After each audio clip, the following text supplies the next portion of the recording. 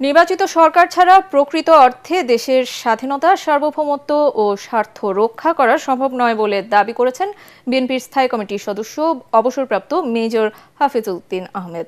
জাতীয় প্রেস ক্লাবে আলোচনা সভায় তিনি আরও বলেন, অতীতে আওয়ামী লীগ সরকার দেশের স্বার্থ বিসর্জন দিয়ে ক্ষমতায় থাকার জন্য প্রতিবেশী দেশের স্বার্থ রক্ষা করেছে।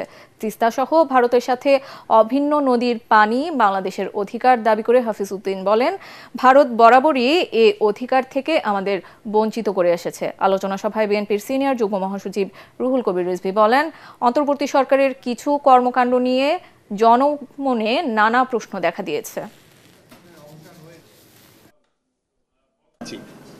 বাংলাদেশের অনেক সময় এমন এমন রাজনৈতিক দল আসে যারা দেশের স্বার্থ বাদ দিয়ে প্রতিবেশী রাষ্ট্রের স্বার্থ উদ্ধারে ব্যস্ত হয়ে যায়।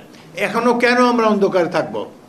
সবচাইতে জনপ্রিয় দল বিএনপি, আমরাই জানি না যে কিসের জন্য এই করিডোর কি হবে। আমরা কিন্তু যুদ্ধে জড়িয়ে পড়তে যাচ্ছি। তবে আমাদের মোট কথা শক্তি অর্জন করতে হবে। মিয়ানমার 6 কোটি লোকের দেশ, আমরা 18 কোটি লোকের দেশ। আমাদের এত বড় সেনাবাহিনী কি জন্যে আছে? কোনো ধরনের আগ্রাসনের সাথে আমরা জড়িত হব না। দেশের সামগ্রিক অর্থনৈতিক মুক্তি আমাদের লক্ষ্য। এই লক্ষ্য অর্জন করতে হলে আমাদের এই অ্যামেচার সরকার বাদ দিয়ে একটি নির্বাচিত সরকার দরকার।